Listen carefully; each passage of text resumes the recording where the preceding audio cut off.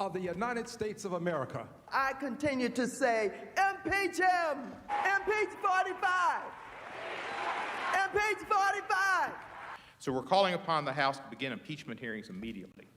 On the impeachment of Donald Trump, would you vote yes or no? I would vote yes. I would vote to impeach. Because we're going to go in there, we're going to impeach the mother.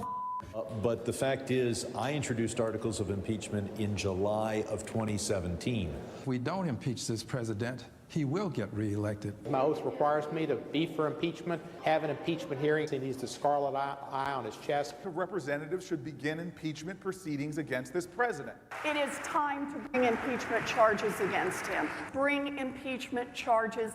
My personal view is that he richly deserves impeachment. I'm here at an impeachment rally, and we are ready to impeach them! Well, we can impeach him every day of the week for anything he does. That same hatred and anger has led House managers to ignore their own words and actions and set a dangerous double standard. The House managers spoke about rhetoric, about a constant drumbeat of heated language. Well, as I'm sure everyone watching expected, we need to show you some of their own words. I just don't even know why there aren't uprisings all over the country, and maybe there will be. There needs to be unrest in the streets for as long as there's unrest in our lives. You got to be ready to throw a punch. You have to be ready to throw a punch. Donald Trump, I think you need to go back and punch him in the face. That I thought he should have punched him in the face. Feel like punching him. I'd like to take him behind the gym if I were in high school. If we were in high school, I'd take him behind the gym and beat the hell out of him. No, I wish we were in high school, I could take him behind the gym. I will go and take Trump out tonight. Take him out now. When was the last time an actor assassinated a president? They're still going to have to go out and put a bullet in Donald Trump. Show me where it says that protests are supposed to be polite and peaceful.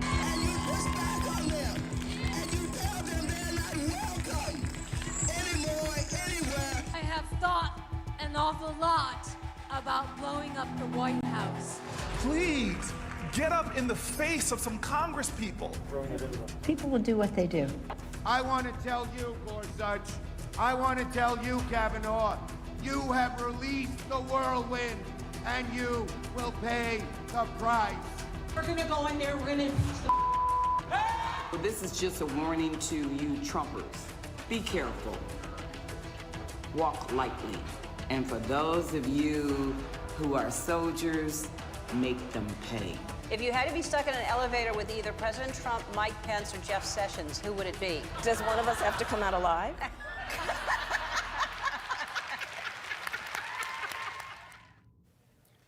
And there's more. I promise to fight every single day. One, I'm a fighter and I'm relentless, but I'm a fighter and I'm relentless. A fighter and I'm relentless. I will fight like hell. But the way I see it now is that we pick ourselves up and we fight back. That's what I think it's all about. We stand up and we fight back. We do not back down. We do not compromise, not today, not tomorrow, not ever. You can either lie down, you can whimper, you can pull up in a ball, you can decide to move to Canada, or you can stand your ground and fight back. And that's what it's about. We do fight back, but we are going to fight back. We are not turning this country over to what Donald Trump has sold. We are just not. Look, people are upset, and they're right to be upset. Now, we can whimper, we can whine, or we can fight back. Me, I'm here to fight back. I'm here to fight back because we will not forget. We do not want to forget. We will use that vision to make sure that we fight harder, we fight tougher, and we fight more passionately than ever. We still have a fight on our hands. Fight hard for the changes Americans are demanding. Get in the fight. To winning the fight, fighting. He's fighting. We'll use every tool possible to fight for this change. We'll fight to fighting hard. Serious about fighting and fight. We got to get on our front foot and fight back. Problems, we call them out and we fight back. I'm in this fight. I am fighting. Get in this fight. Get in this fight. Get in this fight. And fighting, we all need to be in the fight. We all need to stay in the fight. We stay in this fight. We fought back. We fought back. I am not afraid of a fight. I am in this fight all the way. You don't get what you don't fight for. Our fight. We are in this fight for our lives. This is the fight of our lives. But we are going to make sure that this fight does not end tonight. This is a fight for our lives, the lives of our friends and family members and neighbors. It is a fight, and it is a fight that we're going to work to make sure continues. It's a fight. It is a fight. It is a fight, and that's what this fight is for. Well, I'm wired to fight anyone who isn't doing their job for us. I'm John Tester, and you damn right I approve this message. And I'll have lots of fights ahead of us, and I'm ready to stand up and keep fighting. We have to fight. We're going to fight. We're going to fight. We need to fight, and we need to fight. We're going to fight. We got a few more fights. We're going to take the privilege of a few more fights, and we have the biggest fight of all. I will never stop fighting. I will fight like hell to fight back against anyone. We need to say loud and clear that we are ready to fight. It's a bare-knuckles fight. Now they're going to have to actually fight back against people. The fight has to be conducted. It's so important that we need to fight. Fight that fight. We have been fighting. I was fighting very hard. Time is of the essence, both in terms of the fight. I think we should be fighting. Well, I really believe we need to fight. We're simply not going to take this line down. We're going to keep fighting. So I'm telling all my colleagues, this is the fight of our life. Whose side are you on? Who are you fighting for? They're fighting, I'm fighting. We're both fighting. We will fight back. We're not going to just take this line down. I'm just going to keep the fight up. What we have to do right now is fight as hard as we can. We have to rise up and fight back. And so we're going to fight, and we're going to continue to fight.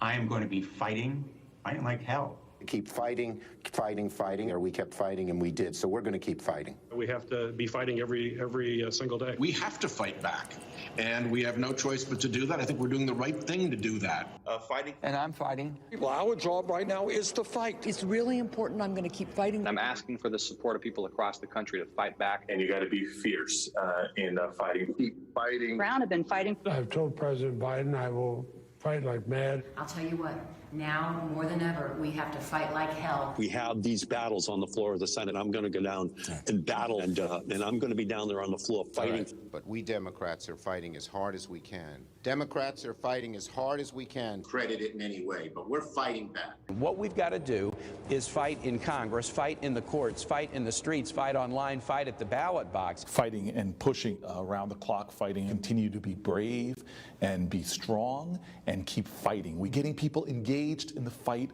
We're fighting. We've got to keep fighting and keep focused. Continue to fight. Fight.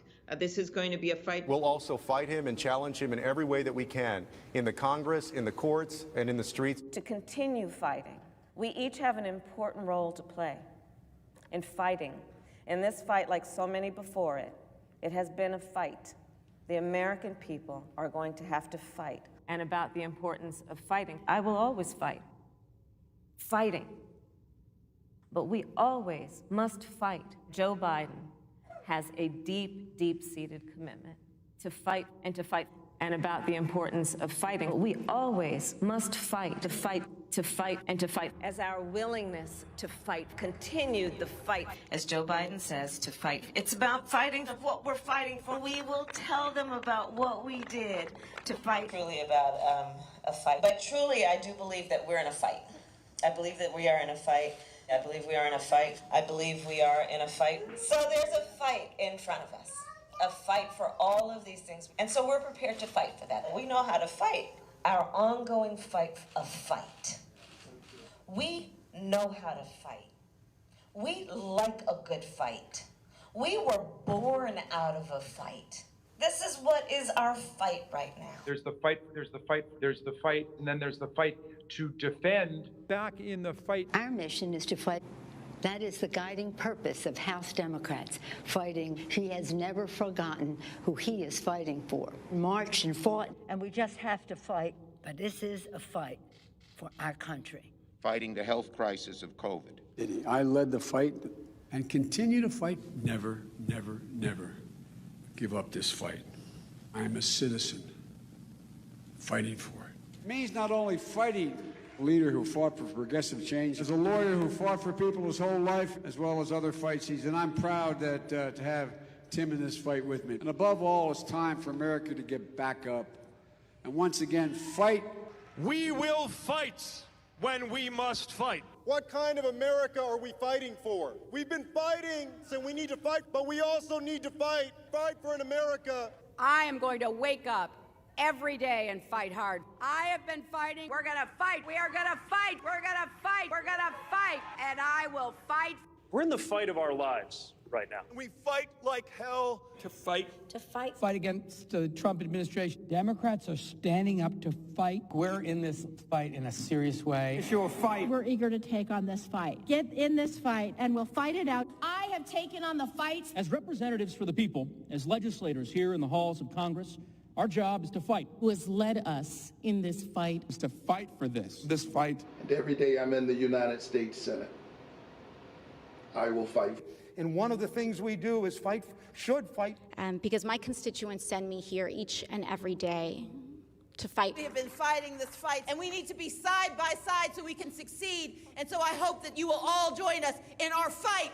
And if we fight, and as the next governor of Georgia, I will never stop fighting. We can show the old guard something new, and we can fight. My fight, those fights need to fight an administration Requiring us to fight, and fight we will. Their fight.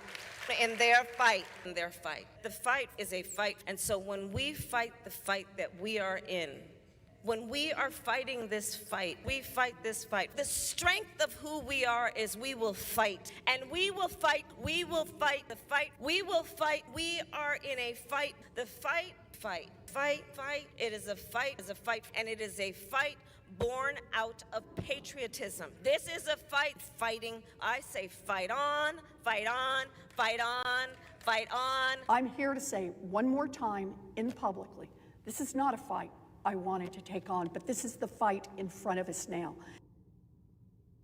Every single one of you and every one of you. That's okay. You didn't do anything wrong. It's a word people use. But please stop the hypocrisy. And did you tone down the rhetoric last summer when all of this was happening? Did you condemn the rioters? Or did you stand with Nancy Pelosi, who said, people are going to do what they're going to do? This is a movement, I'm telling you. They're not going to stop. And everyone beware, because they're not going to stop. They're not going to stop before Election Day in November, and they're not going to stop after. And please, show me where it says that protests are supposed to be polite and peaceful.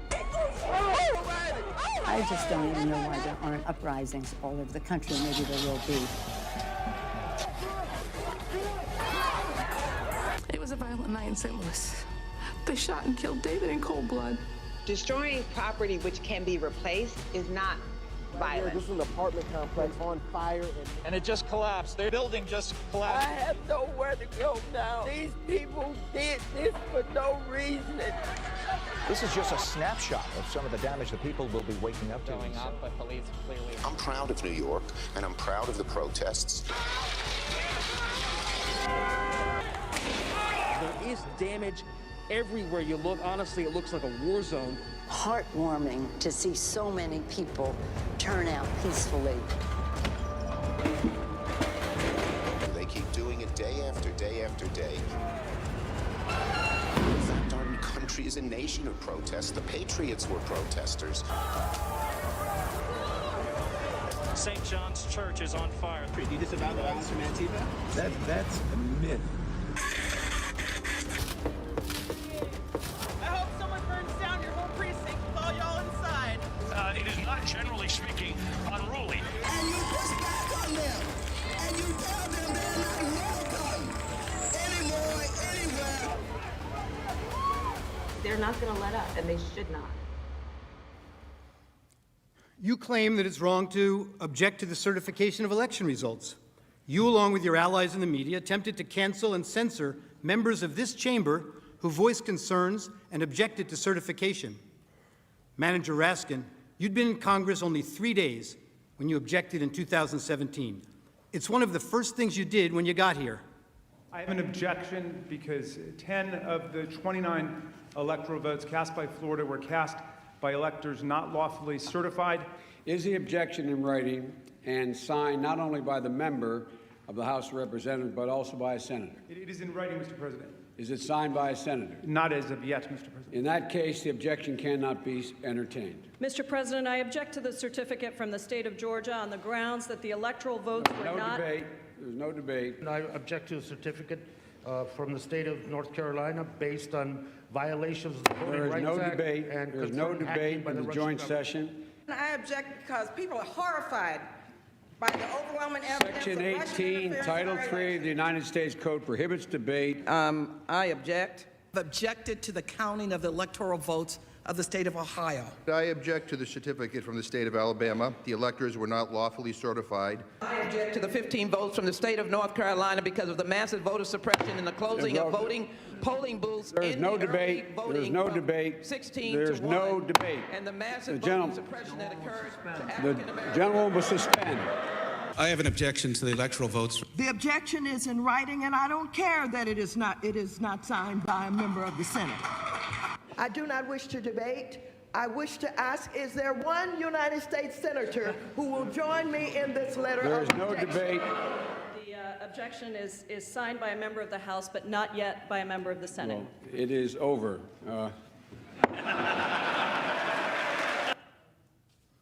And when the House managers realized that the president's actual words could not have incited the riot, as you alleged in your article of impeachment, you attempted to pivot. You said that raising the issue of election security and casting doubt on the propriety of our elections was dangerous.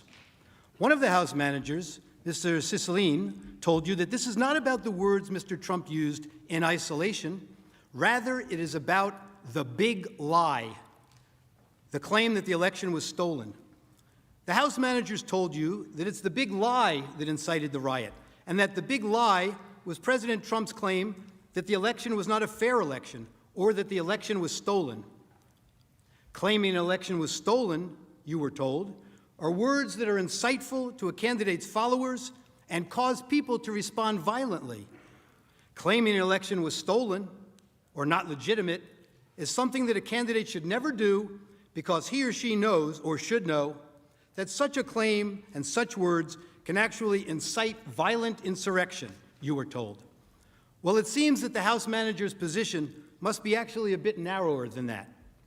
The House manager's position really is that when Republican candidates for office claim an election is stolen or that the winner is illegitimate, it constitutes inciting an insurrection, and the candidate should know it.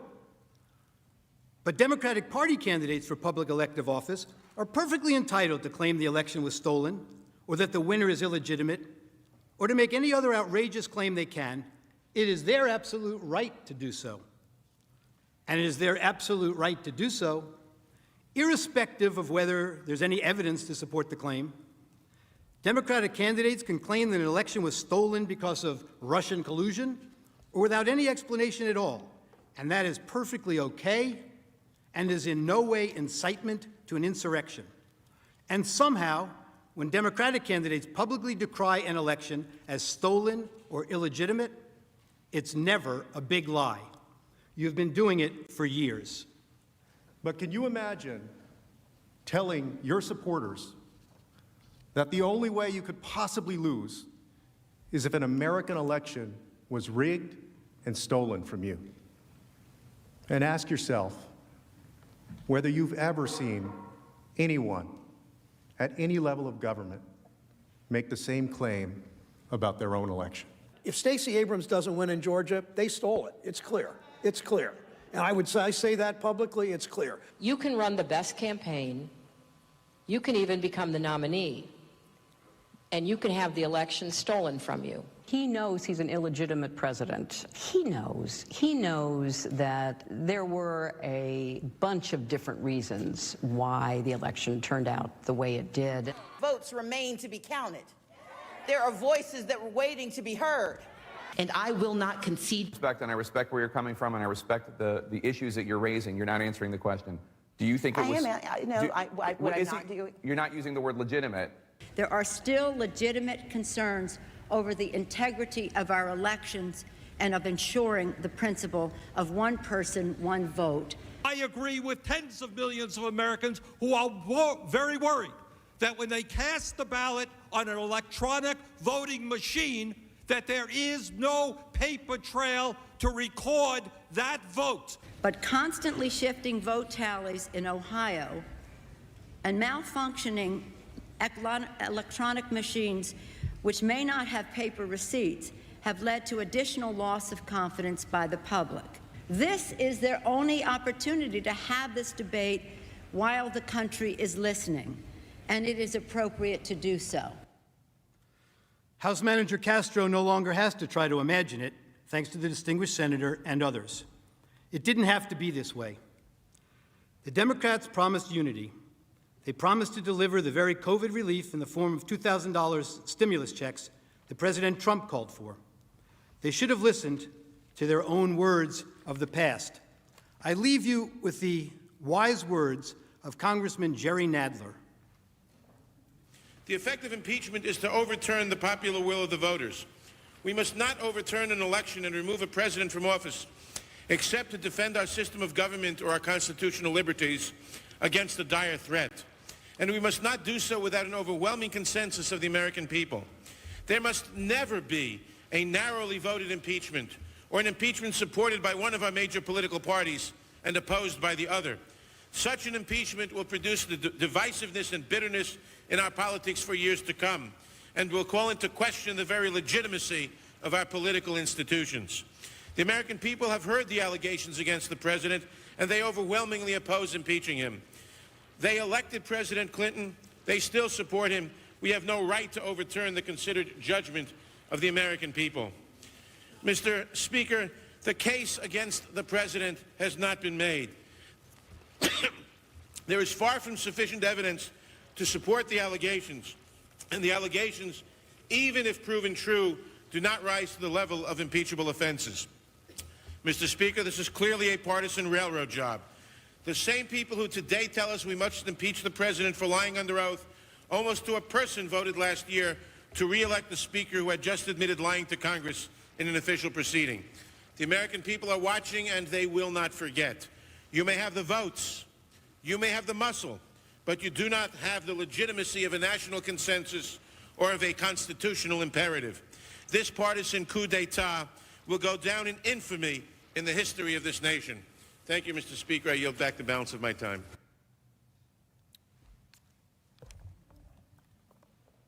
Thank you.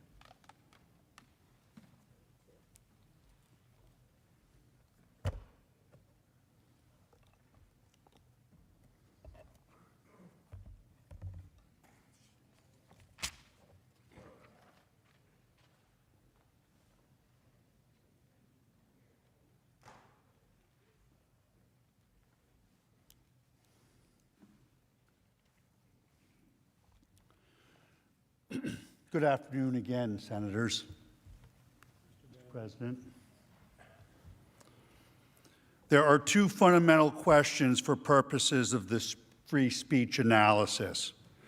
First, does the First Amendment to the Constitution apply in this chamber to these impeachment proceedings? Second, if it does, do the words spoken by Mr. Trump at the Ellipse on January 6th meet the definition of constitutional incitement so as to void the protections afforded by the First Amendment? I will explain why the answers to both of these questions must be a resounding yes. The Constitution and the First Amendment must certainly apply to these impeachment proceedings, and Mr. Trump's speech deserves full protection under the First Amendment. But before getting into the legal analysis, some preliminary observations about the House manager's case should be made. First, this case, unfortunately, is about political hatred. It has become very clear that the House Democrats hate Donald Trump. This type of political hatred has no place in our political institutions, and certainly no place in the law. This hatred has led the House managers to manipulate and selectively edit Mr. Trump's speech to make it falsely appear that he sought to incite the crowd to violently attack the Capitol. He didn't, and we will show you why. The hatred has also led the House managers to make some astounding legal arguments. They astoundingly urge you to disregard your oath by ignoring the First Amendment of the Constitution. They also ignore landmark binding United States Supreme Court cases, precedents, Wood and Bond, both of which unequivocally hold that elected officials have core First Amendment rights to engage in the exact type of political speech which Mr. Trump engaged in. I was shocked the House managers not only spent a mere 3 pages on the First Amendment analysis in their trial memo, but yesterday they spent a mere 10 minutes at the end of their case as a throwaway. What we have read and what we have heard is devoid of any constitutional analysis for less than what I would expect from a first-year law student.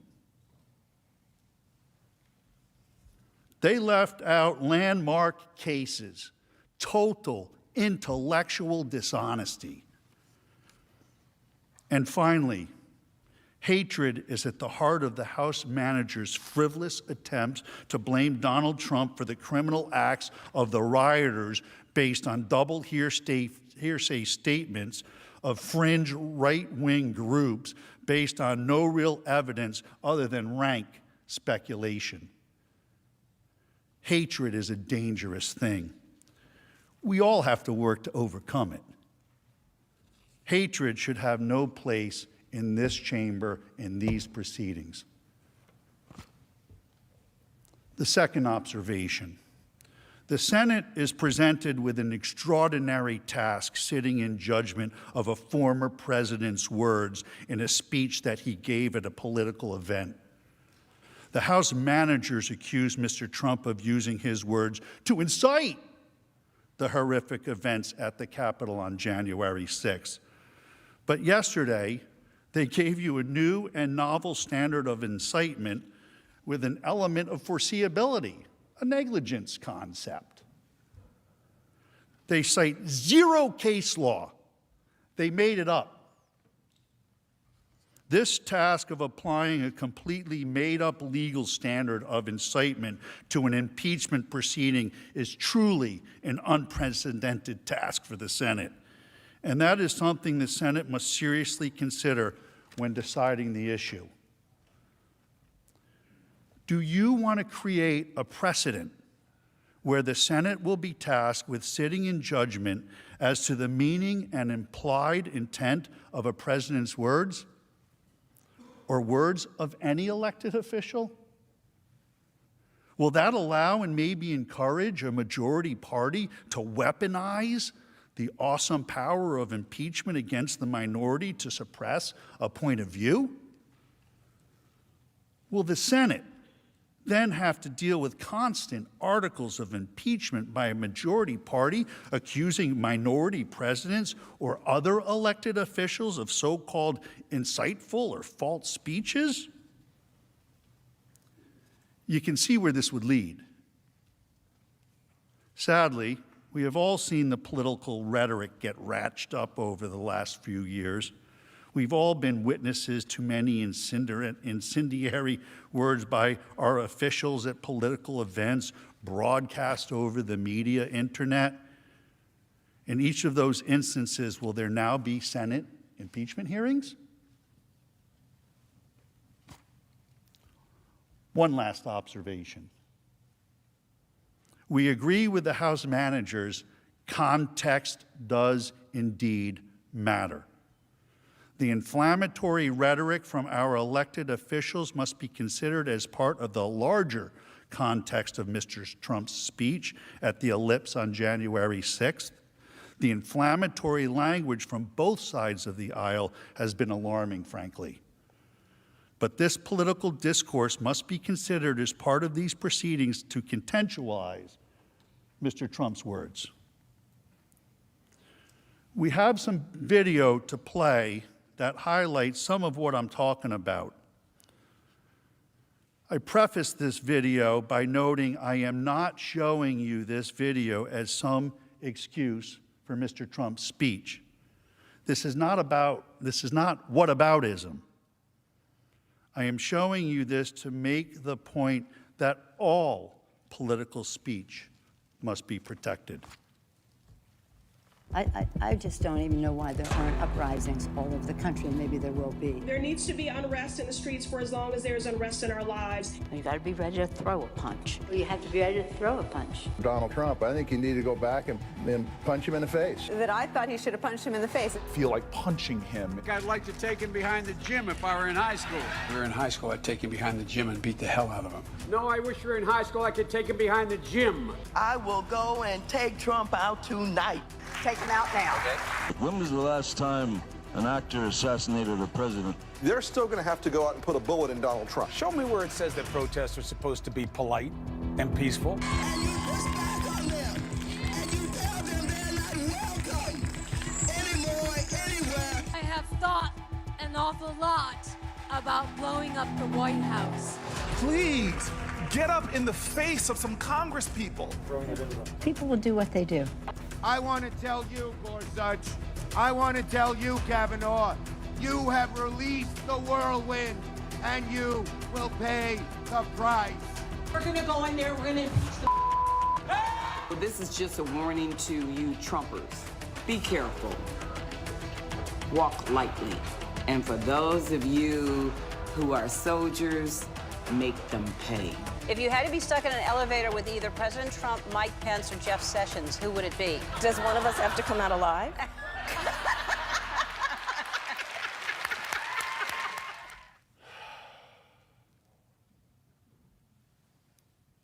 Again, I did not show you their robust speech to excuse or balance out the speech of my client, for I need not.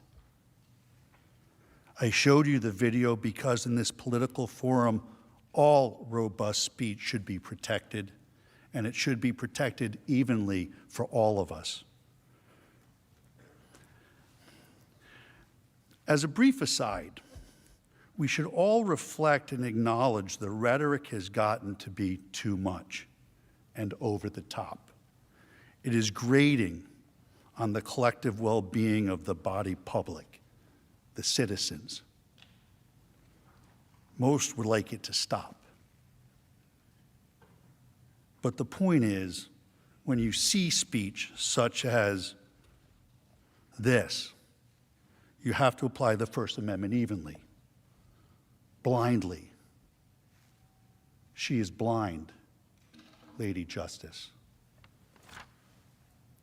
Question 1. Does the First Amendment apply to this chamber in these proceedings?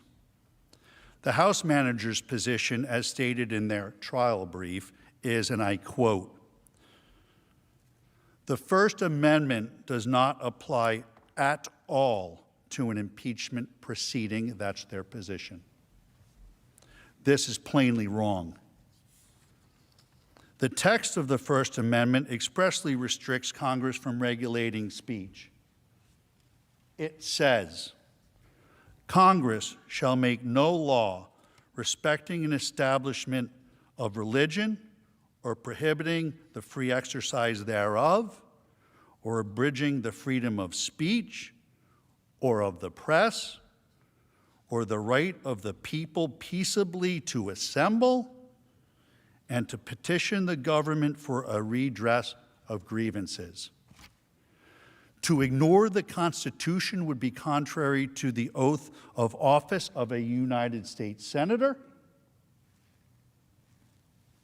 I do solemnly swear or affirm that I will support and defend the Constitution of the United States against all enemies, foreign and domestic, that I will bear true faith and allegiance to the same.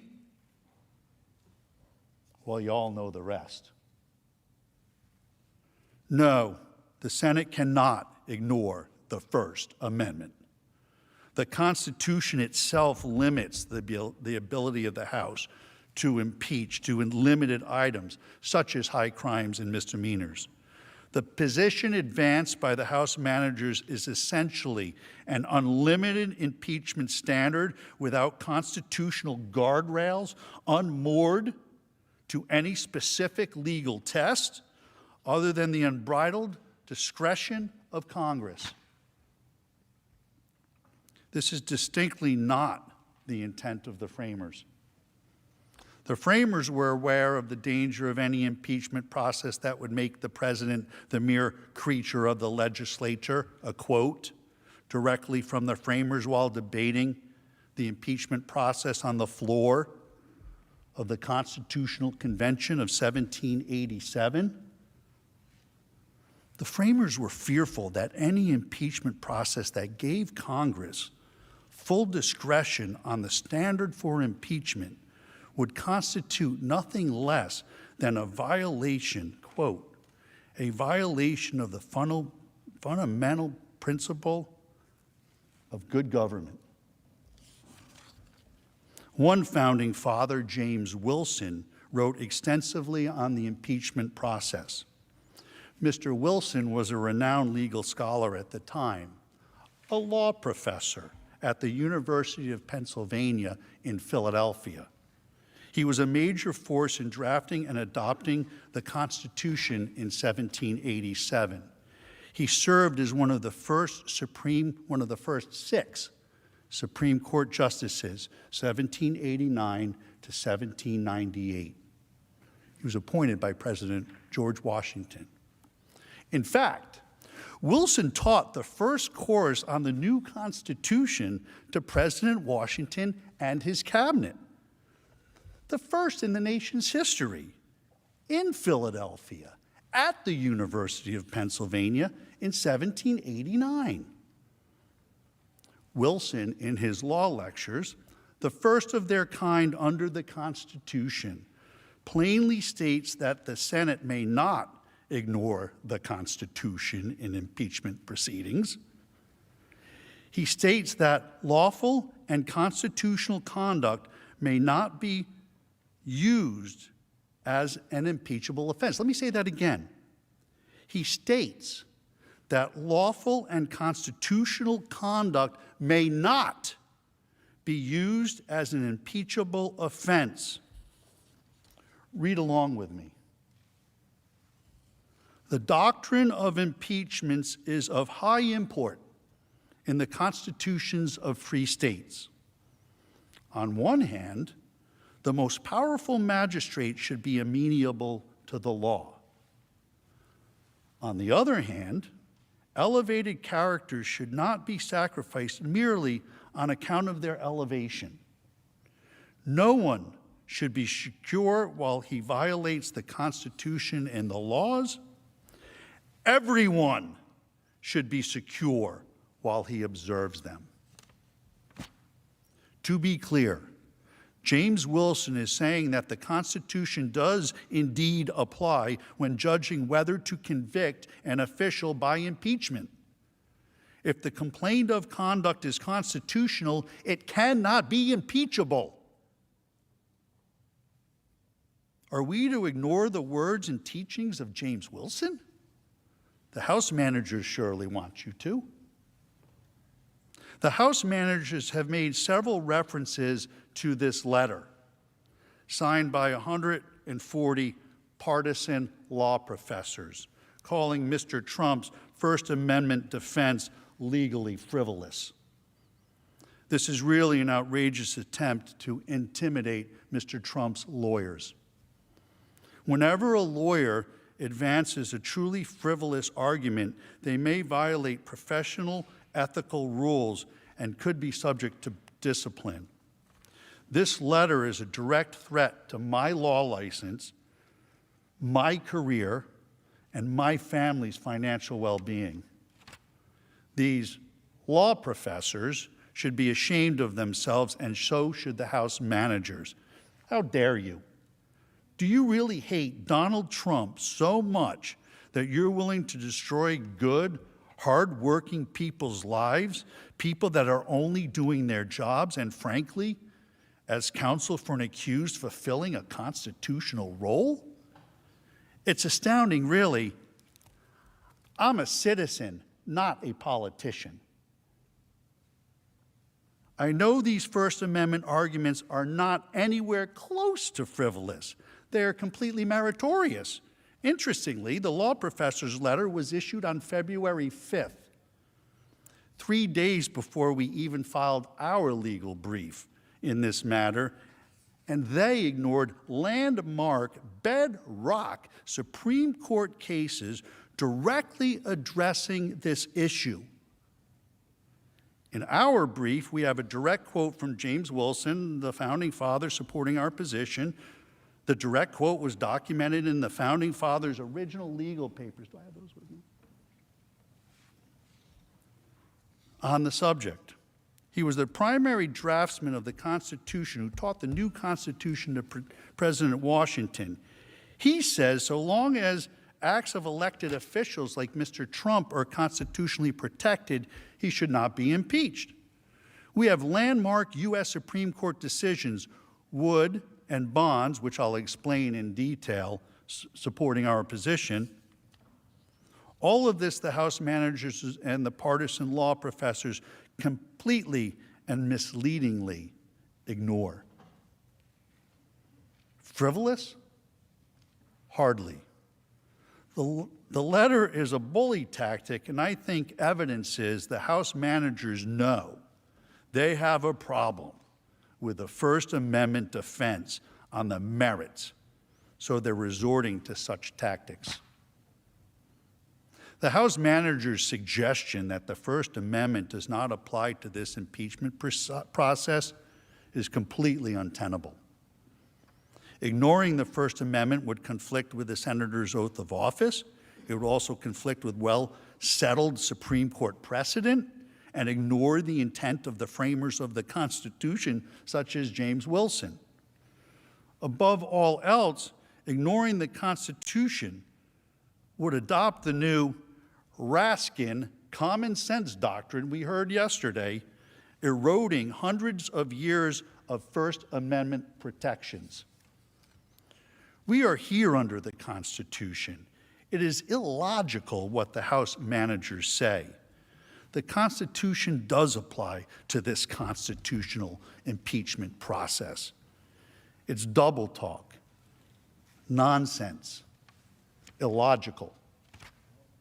If the House managers had their way, they would ignore all of the Constitution. Does that include the Sixth Amendment? The right to counsel? They would have Mr. Trump sitting here without lawyers. And who would be next? It could be anyone. One of you, or one of you. You must reject this invitation to ignore the First Amendment. It is anti-American and would set dangerous precedent forever. The law has developed over the years to clearly establish elected officials have the right to engage in protected speech. Mr. Trump is not just a guy on the street or a guy at a bar or a fire chief or a police officer. There were a few of them in there. All analogies given by the House managers. These sideways analogies are wrong. Mr. Trump was an elected official, and there is an entire body of law, Supreme Court landmark cases supporting the conclusion that Mr. Trump actually has enhanced free speech rights because he is an elected official. These cases are ignored by the House managers and the law professors. And that, too, is total intellectual dishonesty. The Supreme Court has long held that the First Amendment's right to freedom of speech protects elected officials. Two important on-point decisions from the Supreme Court, Wood versus Georgia and Bond versus Floyd, expressly contradict the House managers' position. The House managers do not even cite those cases in their brief. They barely acknowledge them in their reply, and they were mum on them yesterday. In Wood versus Georgia, the Supreme Court addressed a case involving a sitting sheriff whose reelection was being investigated by a grand jury and paneled by a judge based on allegations of irregular Negro bloc voting. It was in the 60s. The sheriff spoke publicly in multiple press releases calling the grand jury investigations racist, illegitimate, and an attempt to intimidate voters. He even urged the grand jurors on how to decide the issues and not let its high office be a party to any political attempt to intimidate voters. The sheriff viewed the grand jury as challenging the legitimacy of his election. The sheriff even sent a letter to the grand jurors with these allegations, which is an extraordinary step since laws in most states, including Georgia, prohibit attempts to influence or intimidate jurors. The sheriff was charged and convicted of contempt of court and obstruction of the grand jury. But the Supreme Court, in a decision written by Justice Brennan, reversed. The court held that the First Amendment protected an elected public official's speech because the voting controversy directly affected the sheriff's political career. G29. The petitioner was an elected official and had, read with me, please, everybody. The petitioner was an elected official and had the right to enter the field of political controversy, particularly where his political life was at stake. The role that elected officials play in our society makes it all the more imperative that they be allowed freely to express themselves on matters of current public importance. Wood, thus, stands for the proposition that a difference of political opinion expressed in a speech on an issue of voting irregularity cannot be punishable where all that was done was to encourage investigation and peaceful political speech. Just like Mr. Trump has done here. The legal scholars call that directly on point. A second case, Bond versus Floyd, involved a state legislature punishing an elected official for protected political speech. Bond is particularly instructive here, too. In Bond, the Supreme Court squarely addressed the question of an elected official's punishment by a legislature for statements alleged to have incited public violation of the law, the burning of draft cards. The court unequivocally rejected the idea, advanced here by the House managers, that an elected official is entitled to no protection under the First Amendment. The Supreme Court held that the Georgia House of Representatives was, in fact, forbidden by the First Amendment from punishing Bond, by not seating him, for advocating against the policy of the United States. There are three fundamental holdings in Bond. One, the manifest function of the First Amendment in a representative government requires that legislators be given the widest latitude to express their views on issues of policy.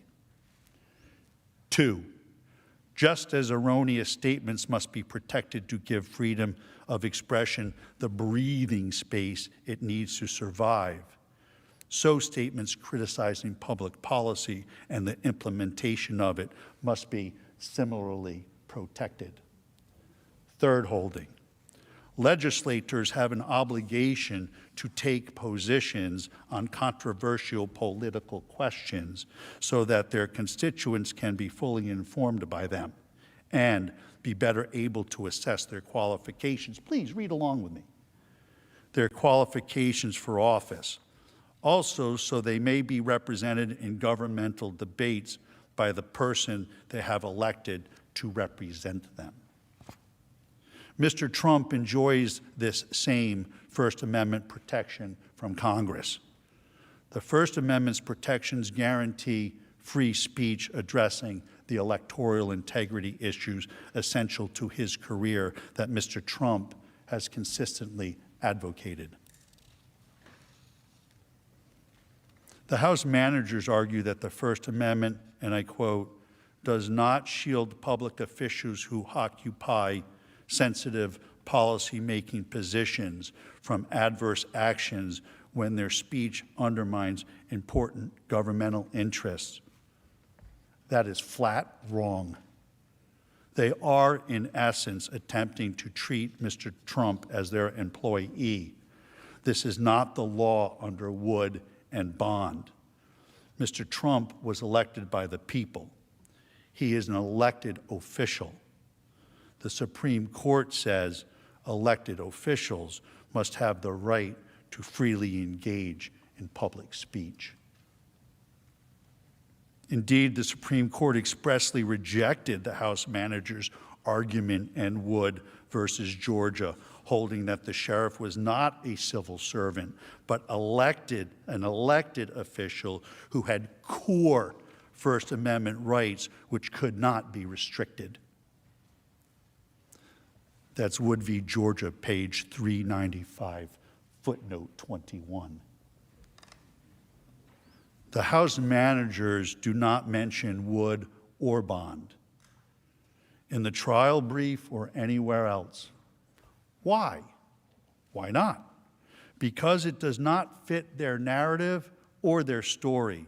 They want to punish Mr. Trump for engaging in constitutionally protected free speech, and they do not want you to consider the issue. But you must. Question 2. Does Mr. Trump's speech deserve protection under the First Amendment? There is no doubt Mr. Trump engaged in constitutionally protected political speech that the House has improperly characterized as incitement of insurrection. The fatal flaw of the House's argument is that it seeks to mete out governmental punishment, impeachment, based on First Amendment political speech. Speech for political purposes is the kind of activity to which the First Amendment offers its strongest protection. These are bedrock principles recognized by our Supreme Court for decades. The court has stated in no uncertain terms the importance of these principles to our democratic principles. The general proposition that freedom of expression upon public questions is secured by the First Amendment has long been settled by our decisions. The constitutional safeguard, we have said, was fashioned to assure unfettered interchange of ideas for the bringing about of political and social changes desired by the people. New York Times v. Sullivan. Our First Amendment decisions have created a rough hierarchy in the constitutional protection of speech. Core political speeches occupy the highest, most protected position. Even political speech that may incite unlawful conduct is protected from the reach of government punishment. The court has said every idea is an incitement, and if speech may be suppressed when it might inspire someone to act unlawfully, then there is no limit to the state's censorial power. The government may not prohibit speech because it increases the chances of an unlawful act will be committed at some indefinite time in the future. The House managers showed you a series of tweets going all the way back to 2015 in an effort to prove incitement. All of that evidence is totally irrelevant under the constitutional definition of incitement. Brandenburg versus Ohio is really the landmark case on the issue of incitement speech. Half of the case was mentioned yesterday. In the Brandenburg v. Ohio case, another landmark, the court held the government may only suppress speech for advocating the use of force or a violation of law if such advocacy is directed to inciting or producing imminent lawless action and is likely to incite or produce such action. The Brandenburg holding has been interpreted as having three basic prongs to determine if speech meet the definition of incitement. The Brandenburg test precludes speech from being sanctioned as incitement to a riot unless the speech explicitly or implicitly encouraged use of violence or lawless action. 2, the speaker intends that his speech will result in use of violence or lawless action. And 3, the imminent use of violence or lawless action is the likely result of the speech. The House managers cannot get past the first prong of the Brandenburg test. They have not and cannot prove Mr. Trump explicitly or implicitly encouraged use of violence or lawless action, period. Brandenburg requires a close examination of the words themselves. The words are either important or they're not. The House managers admitted that the incitement issue is not about the words. Why not? Because on the face of it, Mr. Trump's words are no different than the figurative speech used by every one of the senators assembled here today. If it is not about the words, but about the big lie of a stolen election, then why isn't House Manager Raskin guilty since he tried to overturn the 2016 election? The more the House managers speak, the more hypocrisy gets revealed. Hypocrisy. Even though they say it's not about the words, the law under Brandenburg requires a close analysis of the words to determine incitement. So we need to look at those words. Mr. Trump did the opposite of advocating for lawless action. The opposite. He expressly advocated for peaceful action at the Save America rally.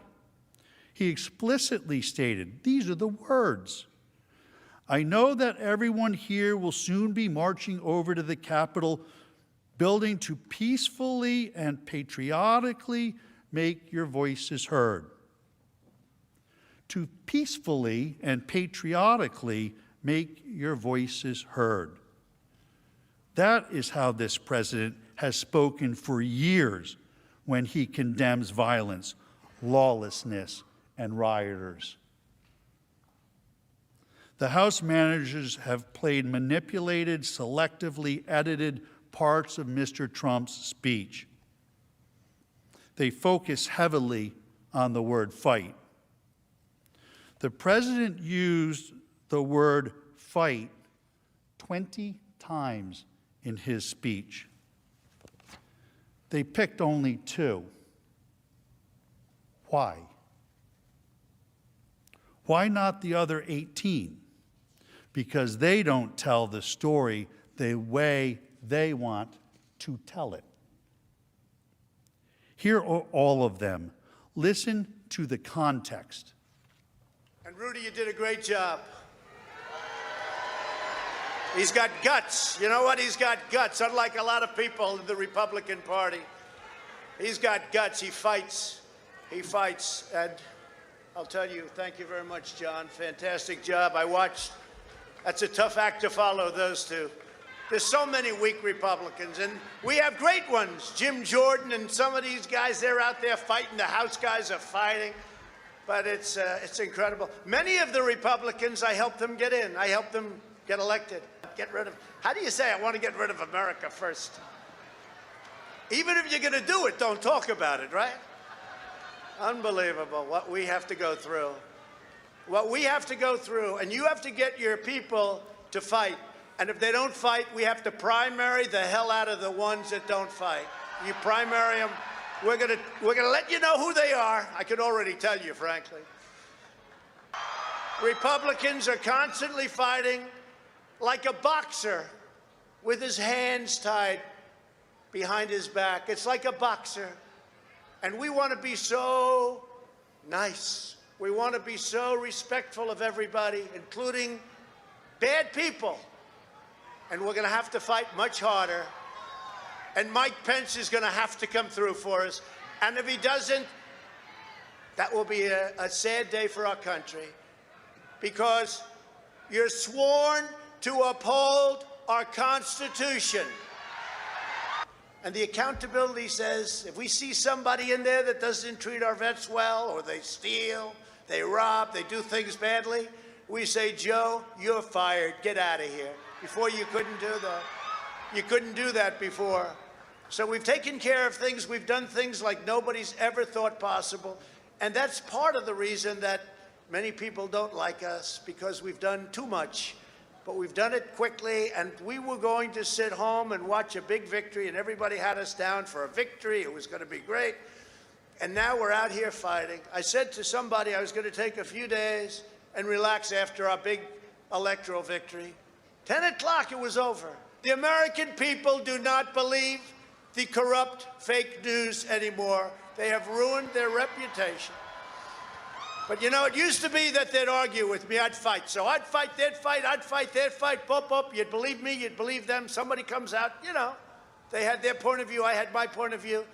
But you'd have an argument. Now what they do is they go silent. It's called suppression. And that's what happens in a communist country.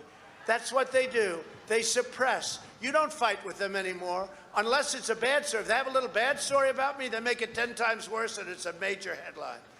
But Hunter Biden, they don't talk about him. What happened to Hunter? Where's Hunter?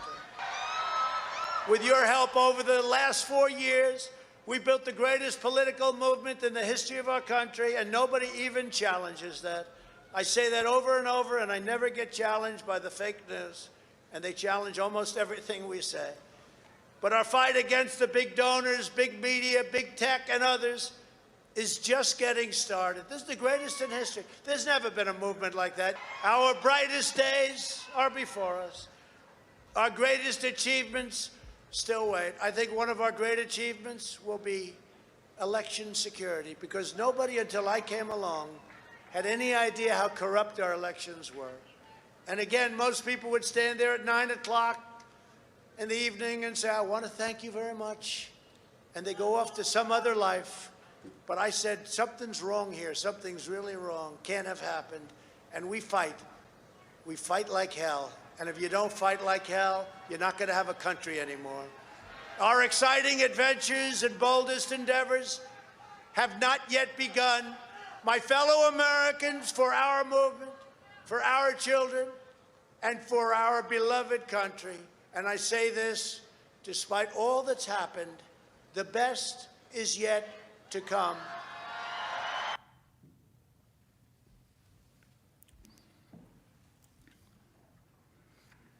A boxer fighting with his hand tied behind his back, members of Congress fighting, Rudy being Rudy. These are the metaphorical, rhetorical uses of the word fight. We all know that, right? Suddenly, the word fight is off limits? Spare us the hypocrisy and false indignation. It's a term used over and over and over again by politicians on both sides of the aisle.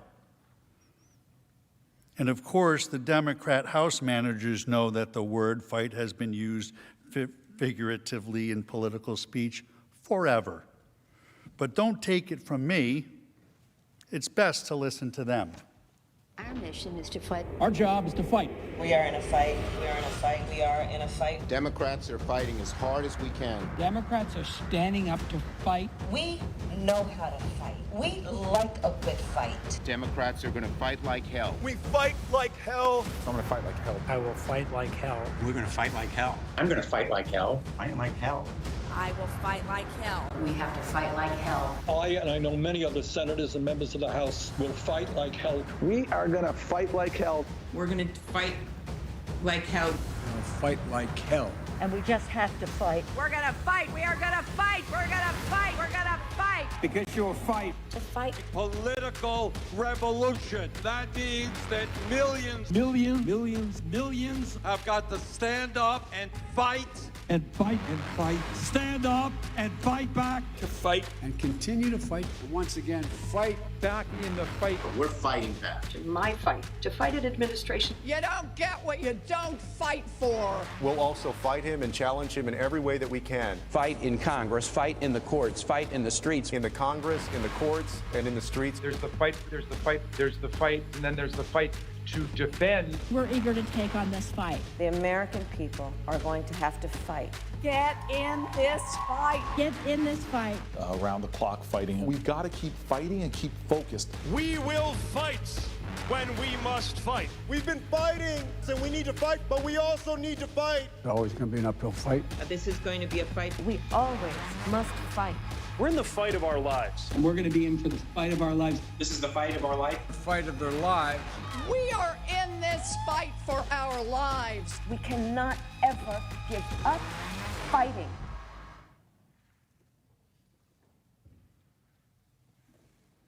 Hypocrisy.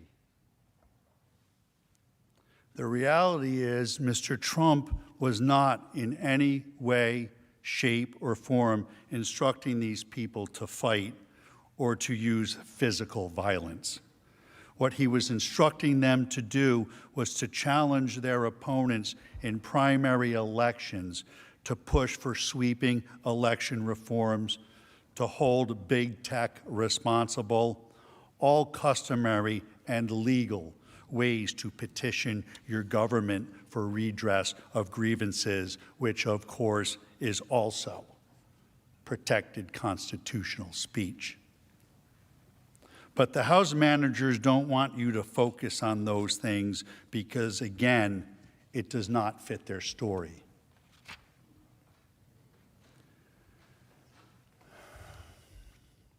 In the end, I leave you with this quote from Benjamin Franklin. Freedom of speech is a principal pillar of a free government. When this support is taken away, the constitution of a free society is dissolved and tyranny is erected on its ruins. Thank you.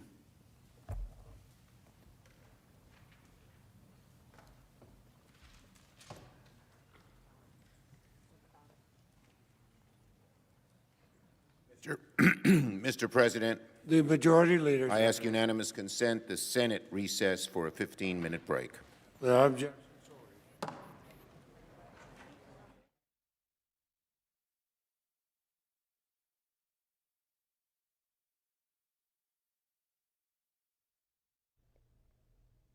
The Senate impeachment trial of former President Donald Trump is recessing for, as we heard, 15 minutes, but as we've seen over the last couple of days, those breaks often last 20 or 30 minutes. So the first break here, after nearly 2 hours of the presentation by the former president's attorneys, they heard mostly from Michael Van der Veen and from David Schoen on several elements: the constitutionality of the proceedings, their allegations that it violates Mr. Trump's due process, and also that it violates his First Amendment protections, that the speech is protected. His speech is protected by the First Amendment. We expect to hear more on the issue of unifying the country, or the failure, in their view, of this proceedings to unify the country.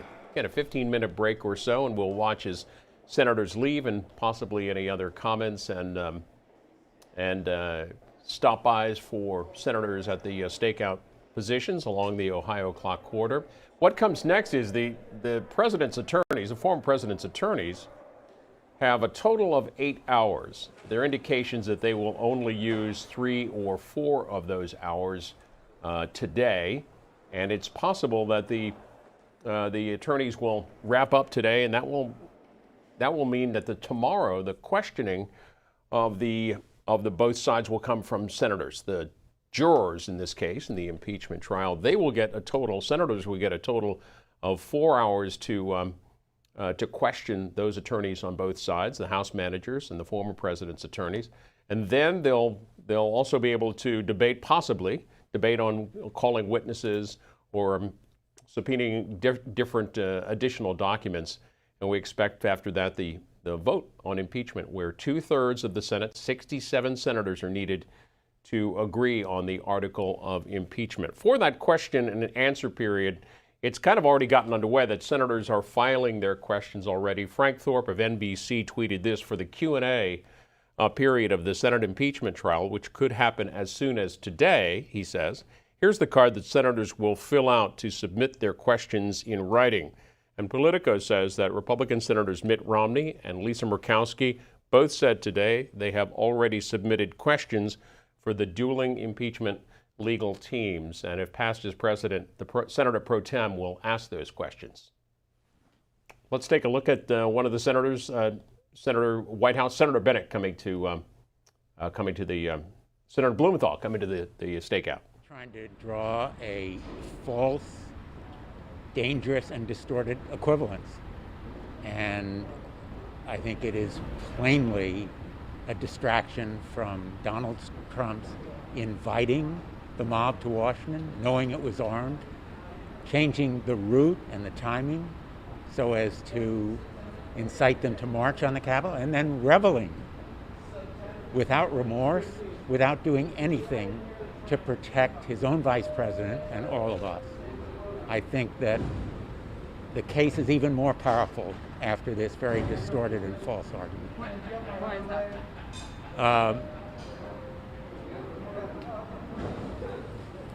What they are plainly doing is trying to draw a false and dangerous equivalence to distract from Donald Trump inviting and then inciting the mob and then failing his oath of office to protect the Capitol and everybody in it. Thank you. Thank you.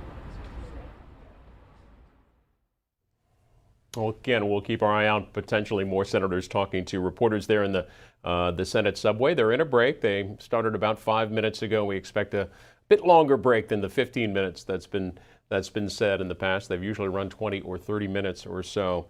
If the impeachment effort fails in the U.S. Senate, a story